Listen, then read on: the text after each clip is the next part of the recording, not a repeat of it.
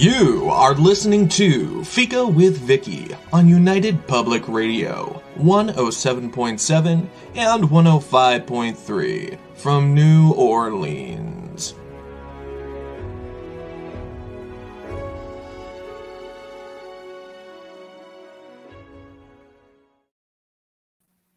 Hello, everyone, and welcome to Fika. At the start of Fika's first year, I asked for witches and fairies, and witches and fairies came, and I'm so grateful to them. And I feel like our time together has just begun.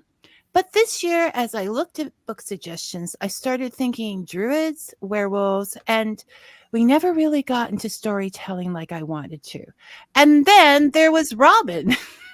Robin is the founding member of the Druid group Clan Ogma, a storyteller and lecturer, has been seen on documentaries, has been heard often on BBC Suffolk Radio, written for pagan magazines, and even has some crime fiction out there. He has also won the title Chief Bard of the Fens. And he has written The Magic of Wolves. Filled to the brim with wolf lore and facts, I loved it. Not only did I come away with some new information, thoughts, and ideas, but I also laughed because Robin adds these little side remarks, rants, and pop references that left me anticipating more. Definitely someone I wanted to invite to Fika. So thanks for the laughter, the lore, and your obvious love of our canine companions. It's contagious, Robin. And welcome to Fika. Thank you very much. So, as we always do, I'm going to ask you to tell the audience a little bit about the Magic of Wolves so that they have an idea of what we're talking about. Certainly. It's just out a couple of days ago on the shelves. The remit by my publisher was that he wanted to create a series of books with the working title of The Magic of, and then cats, snakes, horses, etc., etc., etc. Each author would take a different animal and present the folklore, the mythology, the magical traditions associated. And as a lifelong lupophile, which is not some weird sexual practice, if anyone's wondering, it's a wolf obsessive lupophilia, love of wolves. It seemed perfectly natural for me to offer to write specifically on wolves. There was a word limit of 60,000 words, which for any budding students out there might sound nightmarishly long.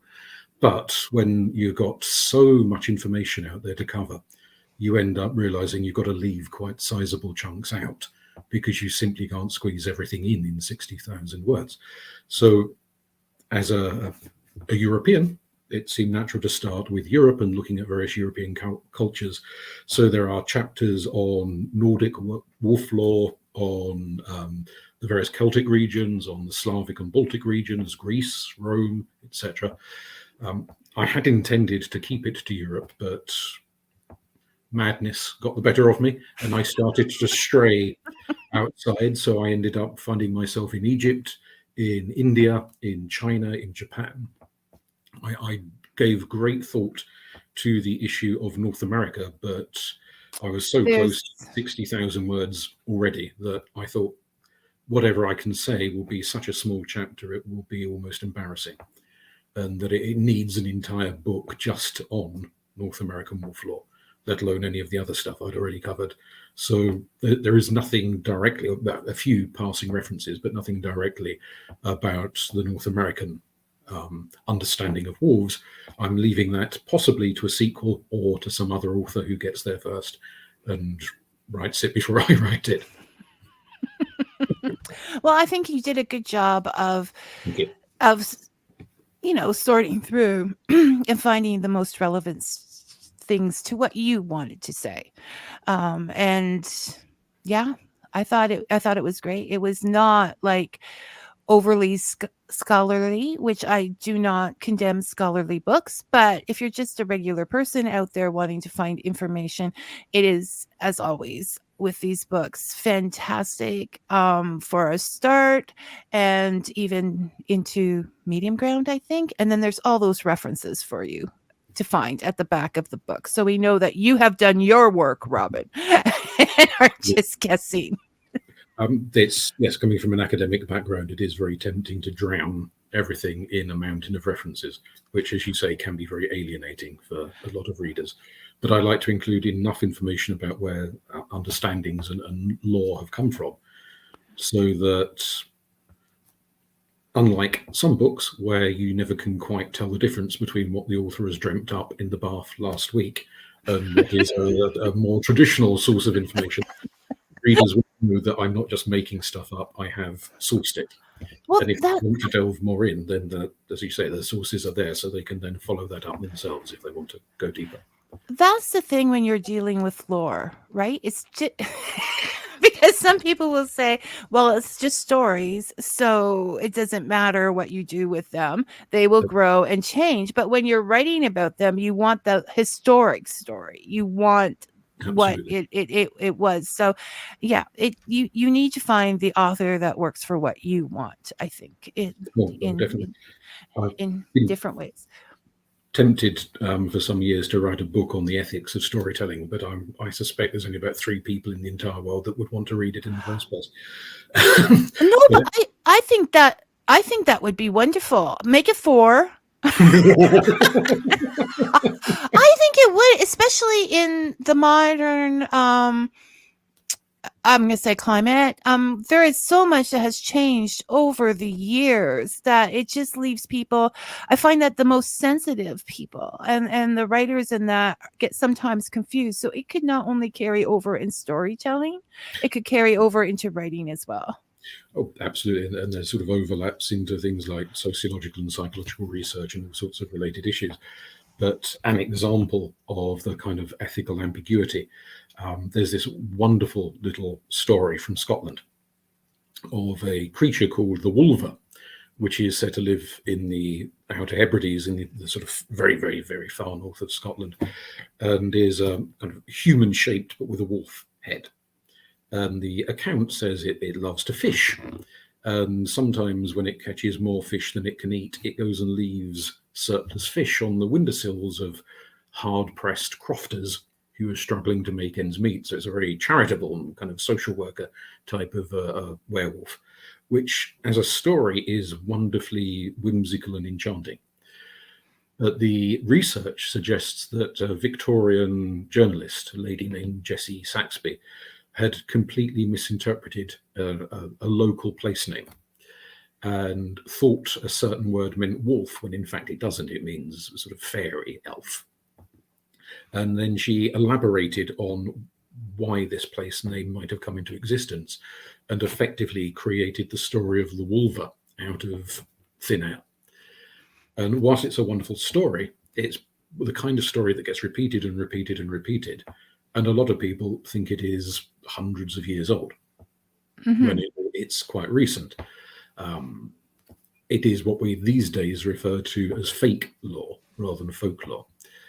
Not that she was intentionally faking it. I'm sure she just had. No, and it's a lovely story. It is, but it is a story. It's not folklore. Yes, and that does get problematic when you're not only from a research angle and so forth, but if somebody is rushing off to the Outer Hebrides to try and commune with the spirit of the wolver, they're likely to find a resounding silence. Yeah, unless you subscribe to the teachings of chaos magic and the idea that if enough people believe in something, it generates an eidolon, an entity created from the, sometimes referred to as an egregore, an entity created through sheer belief. So there could be a wolver popping into existence purely because people believe in wolvers, although I suspect that's stretching plausibility somewhat. But these are the repercussions. But it is something to think about. You know, the ultimate case could be that this should happen. So yeah, no, I think that would. I need to make 2 calls to your publisher. Let him write this book. Okay, no, but I think it's a great idea. Would work for writers as well. Would work because I mean that's what one of the things we're here to do is to figure out the origins of story. I mean, we know that it grows and we know that everything has kind of been done before. We're just doing it with our own voices. But how to do that respectful to the story and the people that work with that story. So Absolutely. Yes. so that's it. So oh, forget the question sheet. So you, you stated you have this love of wolves, and I think people would love to hear why that is, what brought you to that. Is that okay if I? Oh, certainly. Or I suspect you might benefit from the presence of a psychoanalyst to explain that one. It's been with me so long. I can't pinpoint precisely when I became fascinated by wolves, but certainly as a childhood thing. For anyone unfamiliar, the part of Britain I grew up in, there haven't been wolves there for hundreds and hundreds of years. So it is not because I was, bumped into a wolf in the woods when I was at a formative age or anything quite like that. It's not something that was inspired by anything environmental that happened. I could possibly put it down to watching far too many Dracula films as a young child. There's a wonderful line, not only in the book but in the films as well, where Dracula is in the castle and the wolves are howling in the woods, and he says, "What sweet music they make, the children of the night," with Bela Lugosi doing his densest attempt at an accent. Trying to speak English, he wasn't terribly fluent as in English as a young actor. He became fluent later.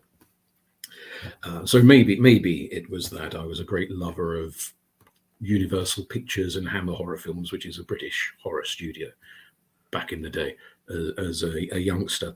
So maybe it's watching one too many werewolf films. Who can say?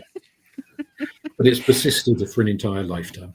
Well, I mean, for television, we spend a lot of time with television, and it influences us a lot. So if it influences us in a positive way, I say go for it. And we all loved those monsters Sunday afternoon movies, and just that was the thing. And which brings us here today. So because people want to know, where did those werewolves come from? And you have a lot of information on that. We can't possibly go into all of the information, and people should buy the book. So we're not going to give them all of the information. Let's just say, but we definitely have a love-hate relationship, many of us, with canines. We absolutely love our dogs, but many people, wolves, not so much. And can you tell us a little bit about why that is? Absolutely. A lot of it, of course, is competition for food. If we go imagine ourselves living hundreds and hundreds of years ago in the distant past, as perhaps sheep farmers or goat farmers or whatever livestock we were looking after, there's a lot of competition. There are all sorts of other animals in the world that quite like eating the same things that we like eating, crops included, as well as livestock. So we tend to resent anything that's a predator upon our crops, especially in a period of history where the state was much smaller and relatively weak. And if your crops didn't come in, there was no social security, there was no benefits. You sort of starved unless you had relatives you could go and prevail upon, or the local priest was feeling especially generous and was willing to help you out somewhere along the way. So all forms of rival predator have been demonized at some point over the course of history, but probably the wolf is the most demonized over the course of time. And certainly wolves will snatch a sheep, they'll snatch a goat, they'll snatch various other forms of human livestock, particularly in periods of time where their normal wild prey is perhaps depleted. Very harsh winters, animals migrate to other areas. There may be less and less for the wolf to eat up a mountain or in the deep forests, so it gets closer and closer to human habitation and will find whatever it can carry off to devour. I think that is fundamentally the cause of a lot of the hostility towards wolves, and remains so. So there's projects around the world today to reintroduce wolves to areas where their numbers have either been wiped out completely or at least severely depleted.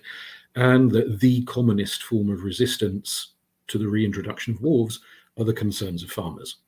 that they will lose their animals. Perfectly understandable.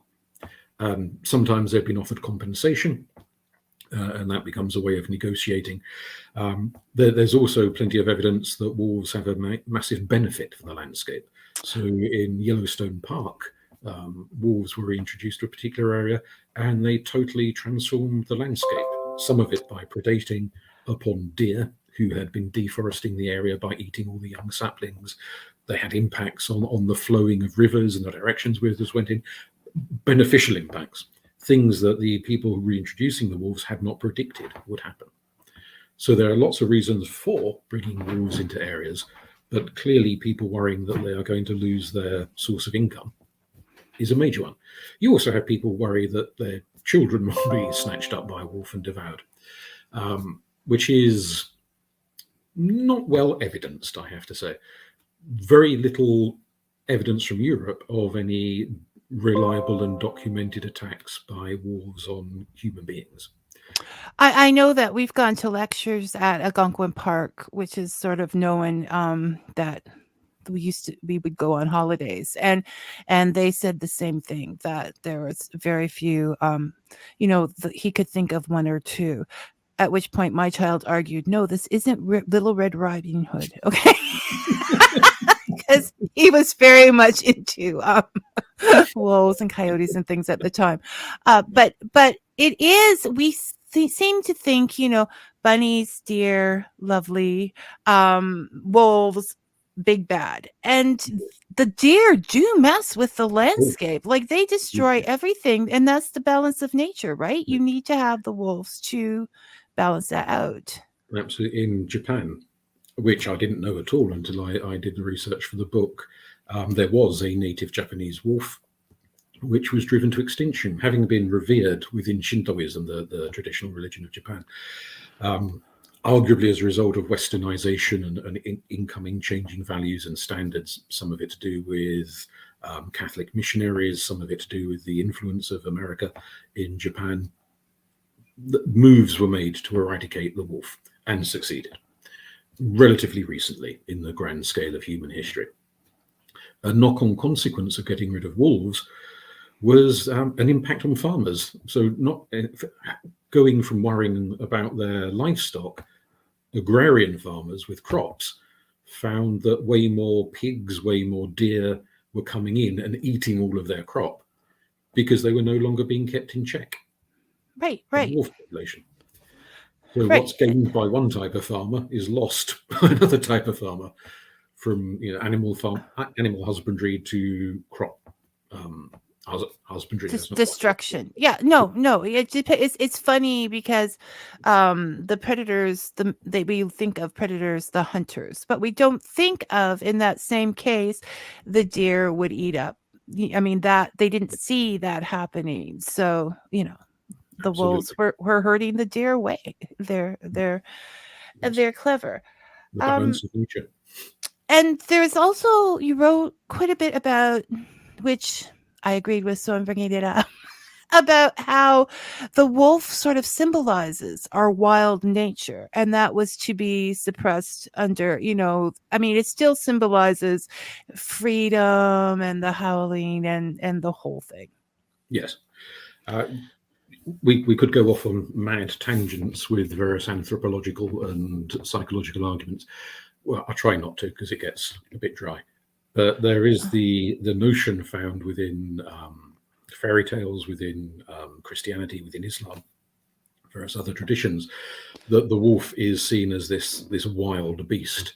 And I can easily imagine, again, an earlier period of history, you're going about your business and suddenly this howling comes in the night, and it must set people's, to me it sounds beautiful, but I can imagine for a lot of people it wouldn't be beautiful at all. It would be quite frightening, quite worrying, and they'd start to think, my animal's going to be eaten and my children are going to be eaten.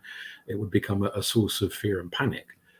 But that howling, you don't have to be Freud to understand that we are fundamentally wild animals. As much as we might consider ourselves civilized, as much as we might consider ourselves somehow above the animal kingdom, when it boils down to it, we are part of yes.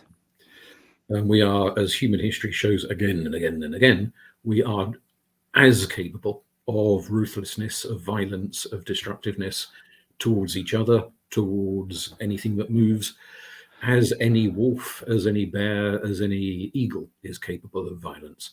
And there is the sense in which, in a lot of poetry, a lot of storytelling, the cry of the wolf is not just a beast out there, it's the beast in here. And the person who fears their own wild side, who has been taught to fear it, taught that it is a dangerous, dark thing that has to be bottled up and repressed and shoved down as deep can go. That howling is the scratching at the door. It's frightening. It's the temptation. It's absolutely.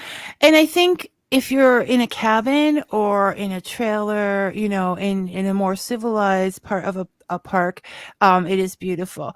But when I'm out, long time ago, many years ago, when I was in a tent on the back trails, it was a little frightening. So I think circumstance Absolutely, yes, leads to that. But if you're feeling safe and secure, there is nothing more beautiful than them talking back to each other. So, yeah. So I say, be less afraid of the wolf and embrace your own. And yes, then, yeah, absolutely. There is that need we all have, I think, to come to terms with what Jung would call the shadow side, our dark side.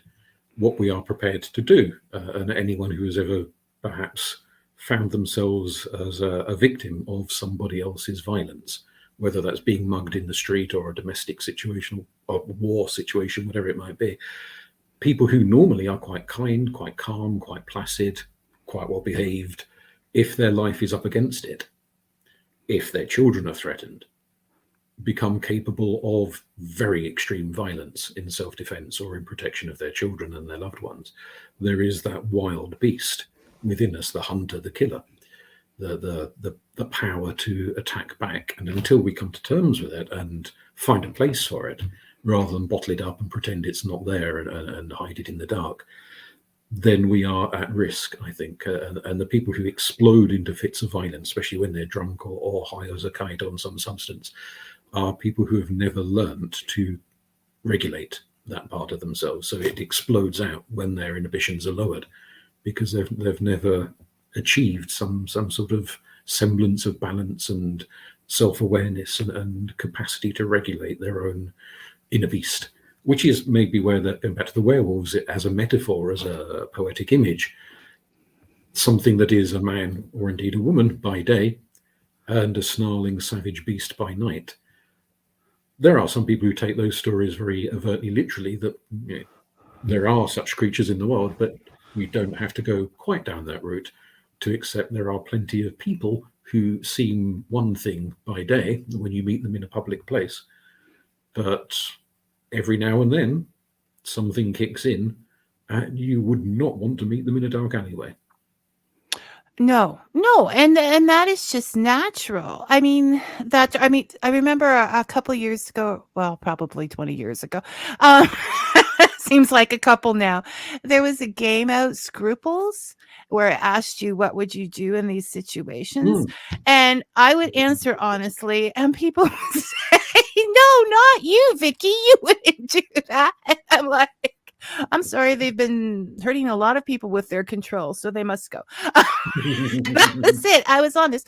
But yeah, no, it is. And I think it's necessary if someone's going to harm your children or whatever to step in the way. So I would never judge anybody on that aspect. And people shouldn't, but we do, once again, have the idea that we must be like the deer. And that can cause a lot of trouble too. Indeed. Yeah, because as you said, when you do cross that line, you don't know what to do with yourself. And we're not very good at helping people who do. I'm not talking about abusers, but people. No. We're not good at helping them to reintegrate. It's a problem the armed forces all around the world, I think, have extensively, of people who have gone off as soldiers or sailors or what have you, and killed in war and dropped bombs and seen terrible things happen, and then they leave the forces and they go back to civilian life. there's very little effective support for them to reintegrate. No, especially in the modern world, because there's no waiting to cross the boat or whatever to get back home or walk to whatever village that you're working with, living in. They can be back to their family and having supper like that afternoon. Yes. And that, like, somebody's got to. Well, you talk about that in the book as another idea of what people might think were werewolves, was the idea of people, because whenever I hear names like from around where you live, I think of The Last Kingdom, or any of those shows, and you watch that and you're like, oh my gosh, like, people are losing children, they're losing loved ones, like, those battles with those big axes are completely brutal. And I look at these historical things and think, how did they survive emotionally? Like, they had to completely cut off. But you talk about people who, like, just run. Apparently Merlin was supposed to have done that, just run from that battle and live in the woods. Yes, there's several myths. You've mentioned this. One of the stories about Merlin from Welsh is after the Battle of Ardarith, which was in the late 500s. He sees many of his friends, he's a liege lord and all sorts of other people slaughtered. He's not a warrior himself, but he is involved in the battle. And he sees so much carnage that he goes mad at the end of the battle and runs off to the woods. These days, we'd obviously talk about post-traumatic stress disorder, but back then they just thought of people going mad in a rather generic way. And he lives for quite some years in the woods as a wild man, as a hermit, and his only companions are the animals. He's got a pig and a wolf and a deer and so on. Eventually he is brought back to human civilization by relatives who go out to try and lure him back in, which is a whole story in and of itself. There's an Irish tale of Mish, who is the princess, a princess daughter of the king of the world. There's a massive battle with a ridiculous number of deaths by the end of the battle, including the death of her father. And she sees her father's corpse, the head severed, and the sight of it, and the blood, and the guts, and the flies, and the crows, carrion crows picking at the corpses, and the rest of it is so overwhelming. She goes insane, and she runs up the mountain, and no one can find her. Somehow she lives for 300 years. The story just kind of glosses over the sort of practicalities of that. She just does. And she becomes a werewolf in the mountain. She gets hairy and claws and fangs and lives off whatever animals she can catch and rip apart with her teeth, until eventually 300 years later a bard, a musician, comes along and seduces her with music, and then seduces her in the more usual manner. And that helps her to reintegrate and find herself again. She ceases to be a werewolf and becomes a woman again, and they go back down the mountain and rejoin society as it is 300 years later. There's a number of other stories about figures who are driven to the edge by warfare. They don't always become werewolves, but they suffer because of what they're seeing, which it would have been a very, very common experience. If today, the current age, and obviously there's wars going on all around the world, you think of today as a very violent age, go back into the past. Look at those. I refuse to watch any documentary that involves axes and children on the historic. If it has, I see axes and children, and I'm out of there. But that's just how I do. But the idea that that is what people would do is quite possible, because I just want out of here. And then, having lived in the wilderness for many, many years, not 600 or 300 or whatever it is, to live in the wilderness for that long, you would end up wearing furs. You would end up possibly, you're not talking to anyone, speaking a little gibberish. And so people might believe that that is a werewolf. Oh yes, unkempt appearance, getting quite untrimmed fingernails and all the rest of it. They might well look quite mad, quite primal by the end of it. So certainly possible that they could have been viewed in that way. It's interesting. I'm reminded of project by the American Army within the last couple of years, where some therapists have been using Greek mythology and Greek storytelling to help soldiers cope with what they've seen after the battle. Obviously, we're not talking about it with the bombs flying overhead, but once the battles are won and the soldiers are back to base, what is there to help them? And so some people within the American forces have been using Greek myth and telling stories and getting the soldiers to discuss the symbolism of the stories and what they mean and relate it to their own life.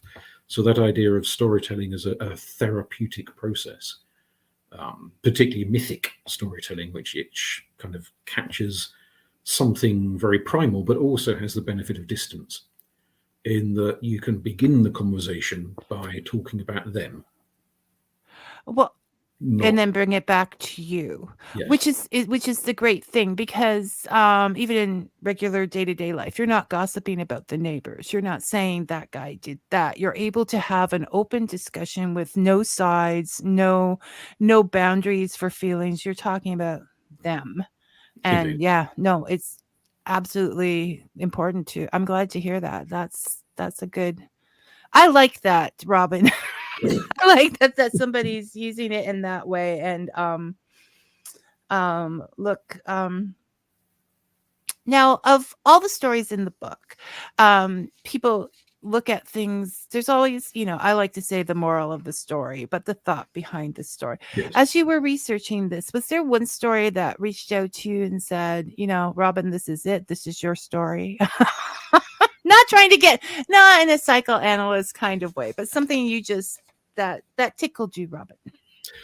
There is a snippet of a story that appeals to me a great deal, from it, and it's repeated in various different forms from Slavic and some Baltic sources. So it kind of crops up in different versions in Latvia and Lithuania and Poland and related countries in the area. One version of the story, it's referred to as the Lejevik, which translates as the wolf herder. So obviously we're used to shepherds herding sheep, and Celtic sources frequently refer to swine herders who would look after the pigs and take them around the forest and look after them. So here we have the wolf herder, who is a very strange man. And it always seems to be a man. That I couldn't find any mention of female wolf herders who would live with the wolves. Now, obviously, the significant difference between that and a shepherd or a swineherd is that those are domesticated livestock. And so there is a benefit to the village of somebody looking after the sheep, looking after the pigs, the cows, etc. There's no obvious benefit to the village of looking after the wolves. They're not eating the wolves, they're not milking the wolves, they're not, kind of gaining any agricultural benefit from the wolves. But it is the job of the wolf herder to do that. And a negotiation takes place with the wolf herder acting as the sort of go-between with humanity on one side and the wolf packs on the other, so that arrangements are made whereby the wolf pack gains some food, but they're not predating upon the livestock of the village, so that they kind of compromise. And that's part of the reason why the idea, not only just the kind of visual image of this mad old guy in the woods wandering around covered in wolf skins and looking after the wolves, which I think sounds quite a nice career move, to be honest. I know. I was just thinking, I think that's a heartwarming picture. But the fact that he's negotiating, that they're not just saying, kill the wolves, they're saying the wolves have a right to live. And it's this guy's job to act as the diplomatic bridge, because he can speak the language of wolves, and sometimes it's done through music. In some versions of the story, he's got the sort of magic musical instruments that help him to tame, again, like the Irish stories, to tame the savage beast. And there is an understanding there which echoes to a story from North America, which in one version I have seen attributed to the Ojibwa, but there may be other versions where it's attributed to other different nations. And the story is described as Speaks for Wolf, as the little title of the story. That there is a tribe in North America, a nation hundreds of years ago, who would migrate between the summer hunting grounds and the winter hunting grounds. And one day they do the migration and they arrive in the place they normally go to and it's flooded. So they can't go there. And they have to find somewhere else. So they wander on for a few miles and they find a woods and they think, oh, this will do. And they can pitch camp. And they go hunting in the woods and they catch a deer and rabbits and whatever else they catch. Hang the meat up. And every night something comes into the camp and steals the meat. And so they're going hungry and it's quite frustrating and quite annoying. And eventually they set one of their warriors to keep watch in the night. And he sees wolves come into the camp and run off with the meat. So they find their best hunter and they say to him, we want you to follow the wolves, not to kill them, but to negotiate with them, find out why they're nicking our meat. And so off he goes into the woods and eventually he finds the wolf lair and he converses with the wolves and they have a very polite conversation.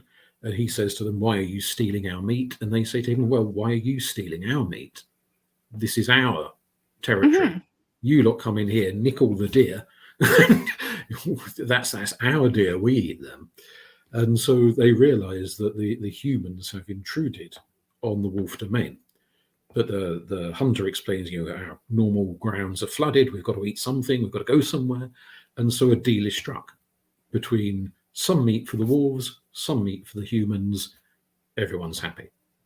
And he is renamed, as is often traditional in many cultures where someone has a kind of a very singular experience and then earns a new name as a result of that experience. He is renamed Speaks for Wolves. And the way the story is used, apparently it's quite popular in dreary things like corporate training these days, which is a bit of a come down for a story, but never mind.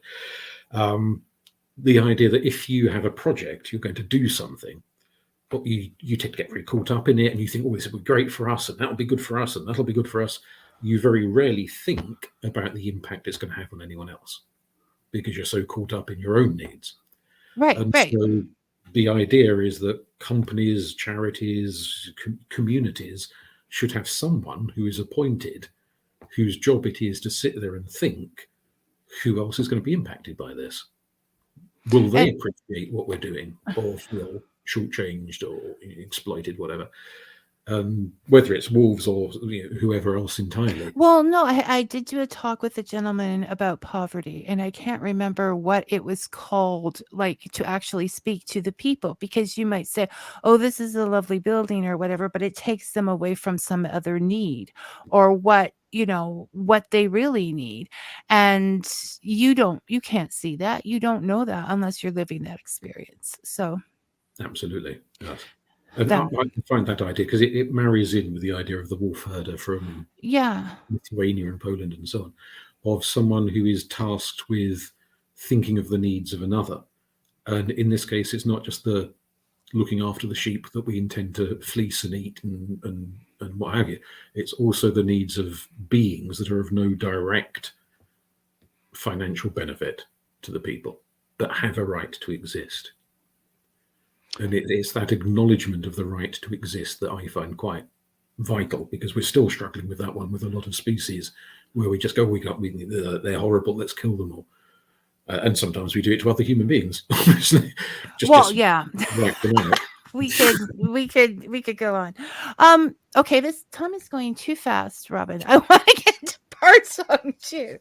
You're going to need to come back. You have no say in this. Okay, so I think what people would be interested in about the wolves is I guess I sort of knew in the back of my head, but they actually had, much like the witch trials, they had werewolf trials were quite a common thing.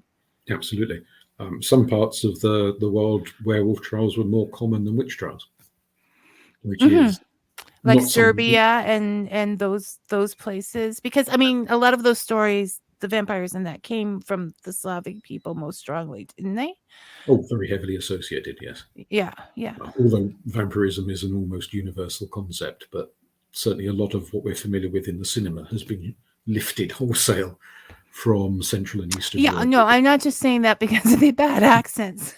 No, but I had a gentleman from Serbia who brought me a magazine because I was interested in this kind of thing, and it talked about how it was established there and stuff. So I just don't go by the movies. I go a lot by the movies, but I do other stuff too, Robin. So would people accuse people much as the same in the witch trials if they wanted to get their land and things like that? Oh yes, there's ongoing debates about the better recorded trials. Obviously, some trials we know they happened, but we don't really know the details. But there are other trials which the records still exist, so there's things to be analysed. It's quite a fascinating area. It's more common for men to be accused of werewolfery than for women, whereas obviously with witch trials it was more common the other way around. Although there are some exceptions in certain Scandinavian countries, way more men were accused of being witches than women. So there is regional variation in that one, but a lot of the people put on trial for being werewolves were more commonly men than women. Some of it may have been linked to the same kind of financial issues that were driving the witch trials, that either somebody was quite well off and somebody else thought, well, when they're dead. No. And so forth. But also at the other end of the financial scale, very poor people were often always, because they were a drain on the local parish coffers, and rather than keep on paying money to look after the poor, you're just going to bump them off and deal with it that way, which is all a bit grim, and I'm surprised some modern politicians haven't had a crack at that one, but that's another story. But there are some fascinating accounts. Livonia, which doesn't exist as a country anymore, but was sort of part of it was controlled by Sweden and other parts by other countries. There was a very elderly man called Tis who came from there, and the trial accounts still exist. He was hauled into court for other reasons, and he just blurted out this story about being a werewolf, which possibly a lot of the locals may have been familiar with, but was not familiar to the judges of the trial. Right. It was a common story in the area, but not knowing out of it.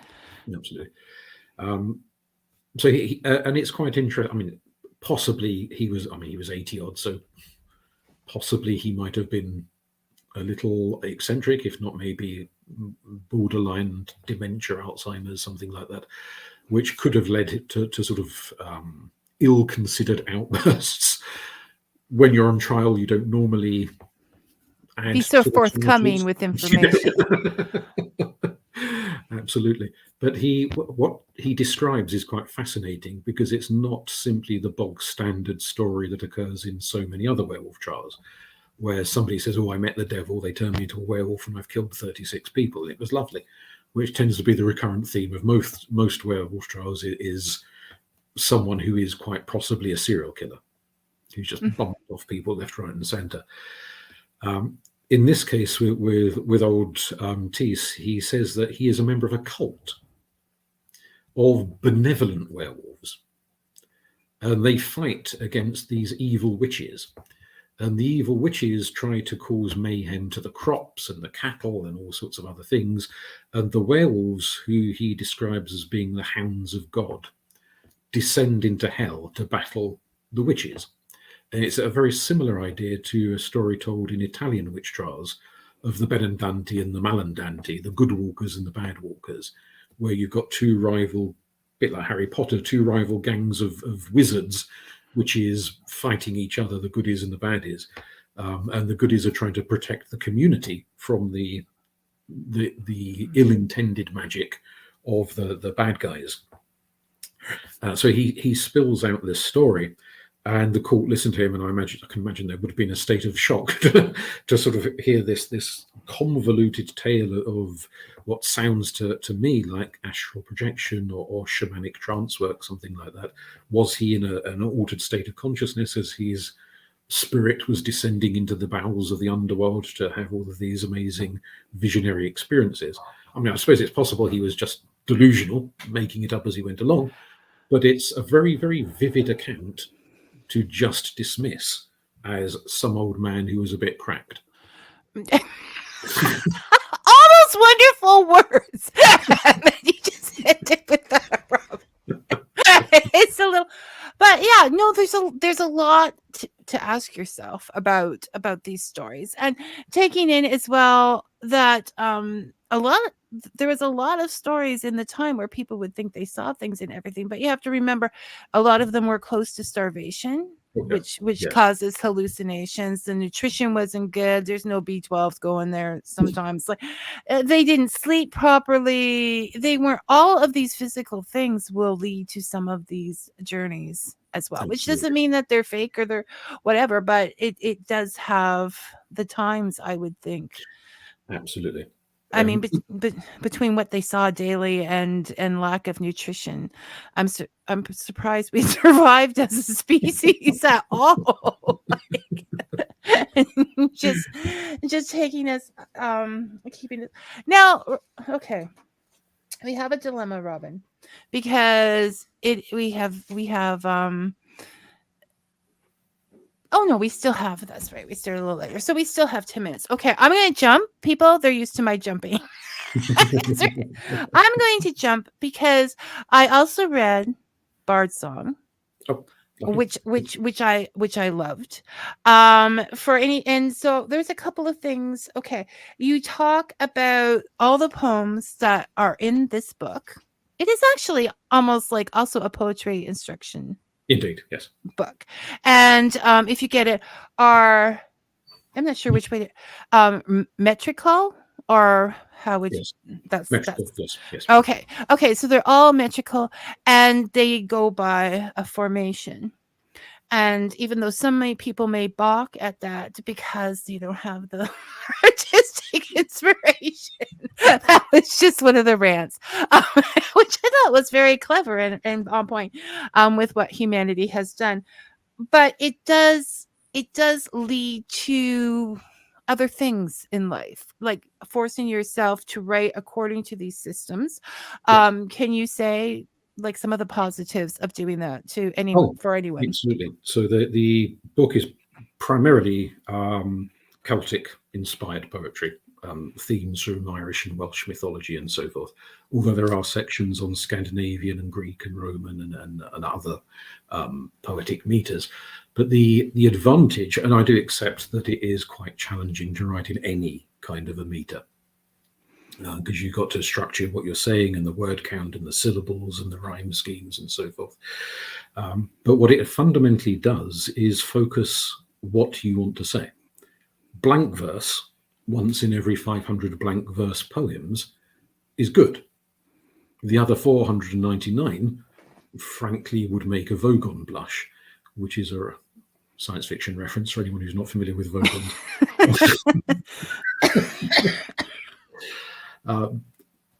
Blank verse, just in case anyone's unfamiliar with the term, is just when you write without meter. It's just you kind of say what you want to say.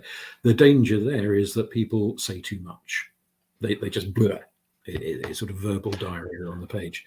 Well, which can happen in novel writing as well. Oh, To be concise is important. So yes. So the need for meter helps you come up with an image and you think, oh, it's 2 syllables too many for the line. How can I say this in a slightly different way? And you have to think and you rethink and you jiggle the words around, and you're focusing your mind a great deal. So it doesn't absolutely guarantee it's going to be good, of course, but a lot more mental effort goes into it. And I'd argue that this is akin to magic, because in magic you are focusing your mental energies to achieve, and the outcome for the poem may be to put an image in the mind of the reader.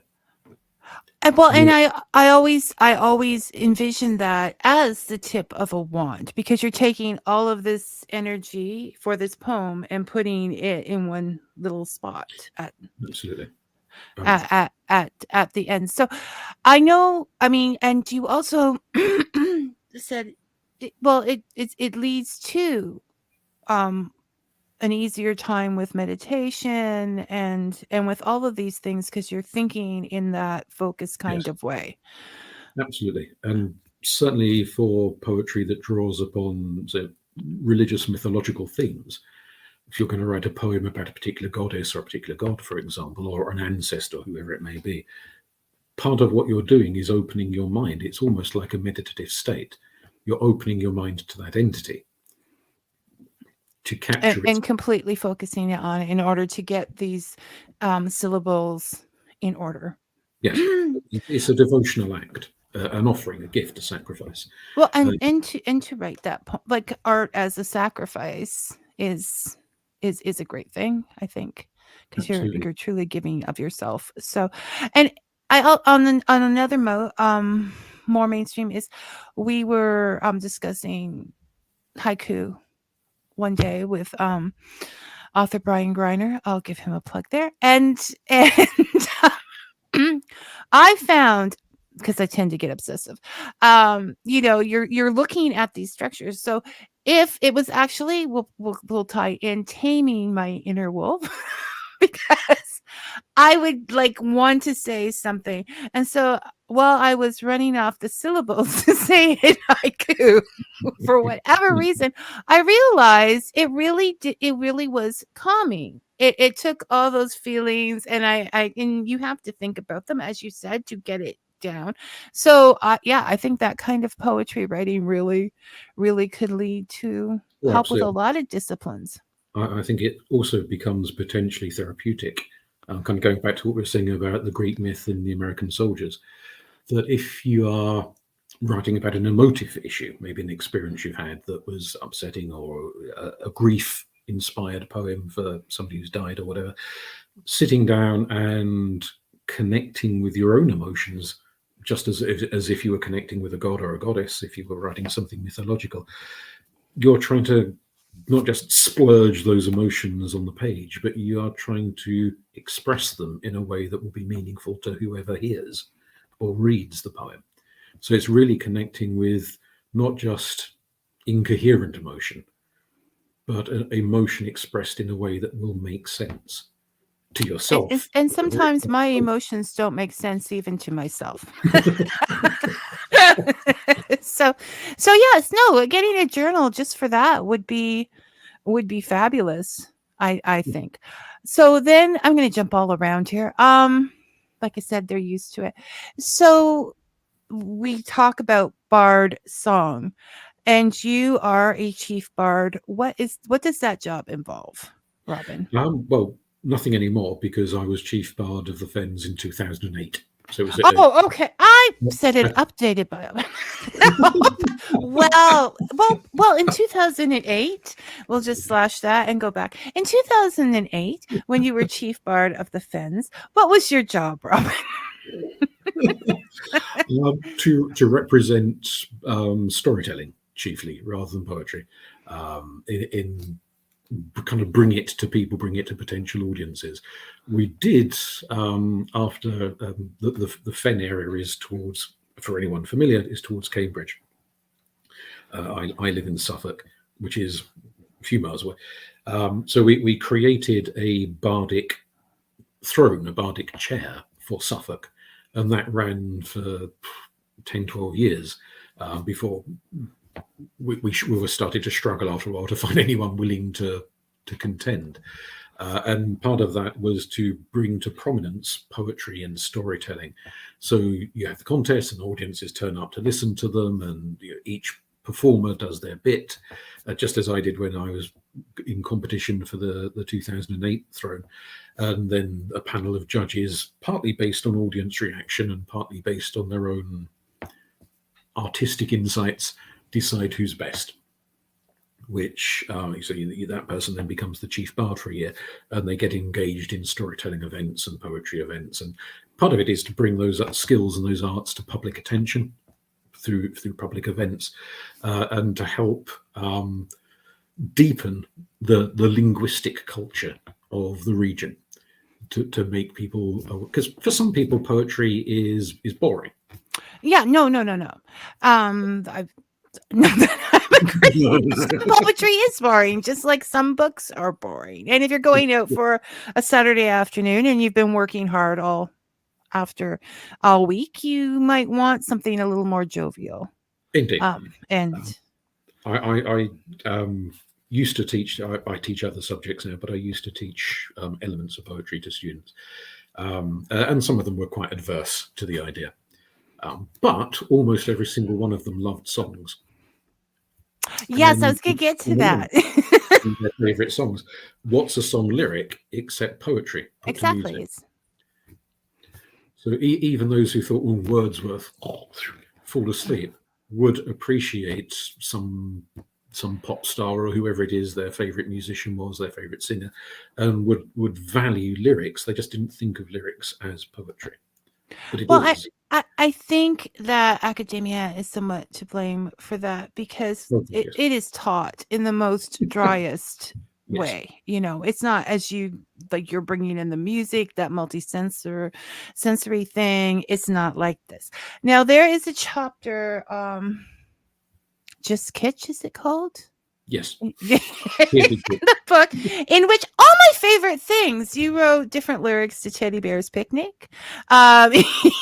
You did a different rendition of the it was the Grouch, before Sen the Grouch. Yes, became the Grouch who stole Mithras. Yes. And I used to recite the Grinchy words all the time. It annoyed people at work, so if they didn't do what I wanted, that was my revenge.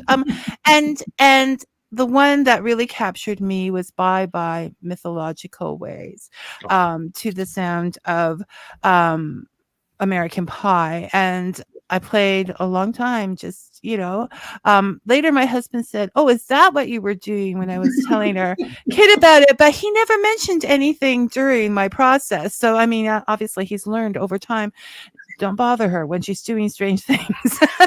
But it was so much fun. And I think, as a sacrifice, that is wonderful. I also think if someone's having writer's block or something, and they're looking for something to jolt them out of it, that would be a very good way to do it.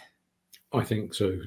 Over here we call it filk. I don't know if they use the same term in North America, but filk is when you take an existing tune from somebody else's song and you change the lyrics, usually to something funny or rude, as a bit of a joke. And there is a whole filking scene in Britain of people who just do that all of the time with various different songs and tunes and what have you. But you are the home of Monty Python, so that shouldn't be surprising to any of us. So would you consider Weird Al a bard? Oh, yes. I wanted to ask. Somewhere between a bard and a jester. Yes. The bards of ancient Wales and Ireland, or Fili in Ireland rather than bards, but same general idea. You had the upmarket ones, the royal court ones, who were terribly, terribly serious, kind of a bit like classical composers. They'd turn up and they'd do their part, and they'd be dreadfully serious. And then you had the more kind of working class end, down the tavern, where you probably got your baldy, rude, unrepeatable lyrics and songs taking the pee out of whoever the local bigwigs were. Probably the kind of songs you'd never sing in front of them if you wanted to keep your head attached to your neck. Yes, very fond of the head attached to the neck. But I read somewhere, don't even ask me why, because where I need to start taking note of these things, but that laughter actually is a great component of creativity, because when you laugh, it clears everything out. It's like a cleansing of the brain, and you stop thinking about anything but that laughter in the moment. So it needs to be incorporated more, I think, into. Oh, absolutely. And it's got great therapeutic in terms of clearing the mind, lifting the emotions. It's very difficult to be chronically depressed when you're laughing out loud. And there's myths around that one. Well, there's also the laughter of the warrior. Things can't get any worse, and when they do, you just laugh. I should have been happy 5 minutes ago because things were better in those good old days, or minutes. Yeah, no laughter. So, if someone is having a very difficult time dealing with the wolf inside, they should perhaps just laugh at the big bad wolf. Indeed. And yes. and go on, Robin. This is not good. Where can we find more of Robin Herne's work? What's out there? Where should we look? I have a blog called Round the Herne, which is a play on an old 1950s radio show, which is a combination of storytelling, psychology, sociology, philosophy, various other interrelated topics, and storytelling and so forth. I also have a YouTube channel, but the details for that are on the blog. So if people would like to listen to me wittering away, then they can find through that source. And It's not. the various books are all available. There's one on Egyptian gods, one on druidry. There's a collection of murder mysteries and various other things. All good bookshops, and probably some quite bad bookshops, can order them in. And of course, there are online book sources owned by exceedingly rich individuals. But if you are able, I'd suggest to your listeners to go down your local bookshop and get them to order it in for you. You're supporting them, and they probably need the money rather more badly than some billionaires need the money. This is a Robin rant. He got a Robin rant in right. Definitely. Robin, if you ever want to come back and say hi and talk more about bard songs and druids and your mystery fiction, the door's always open. So it's been a lovely time. Thank you so much for joining us. Okay, you take care. Thank you. Bye-bye. Thanks. Okay, fun times for sure. For the rest of you, I will see you all next week. Until then, may your coffee be hot and your story sweet. Thanks for listening, everyone.